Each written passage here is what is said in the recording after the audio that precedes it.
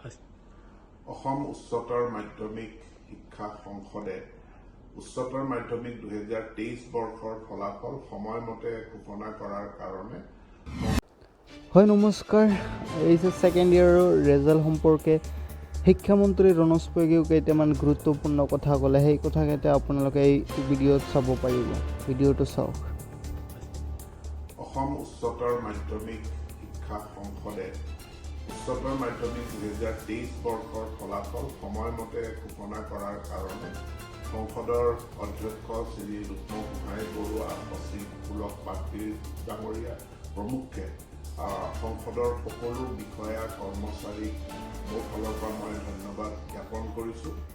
যোৱা বছৰ পৰীক্ষা অনুষ্ঠিত হৈছিল 15 মাৰ্চত আৰু পৰীক্ষা শেষ হৈছিল 12 এপ্ৰিলত 76 ডেজৰ পাছত ফলাফল ঘোষণা কৰা হৈছিল।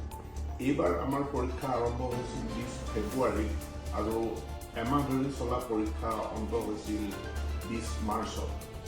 ইয়াৰ ইভালুৱেশ্যন কৰি ফলাফল আমি 77টা দিন অৰ্থাৎ 77 ডেজৰ পাছত আমি পৰীক্ষাৰ ফলাফল দিবলৈ সক্ষম হৈছোঁ।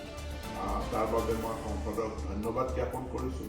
ইয়াতে এটা উল্লেখযোগ্য কথা যে যোৱাবাৰ পৰীক্ষাৰ্থী আছিল আমাৰ 2,05,625 গৰাকী আৰু তাৰ বিপৰীতে এই বছৰ পৰীক্ষাৰ্থী আছিল 3,29,901 গৰাকী অৰ্থাৎ আমাৰ পৰীক্ষাৰ্থীৰ সংখ্যা 1,24,277 গৰাকী অধিক আছিল।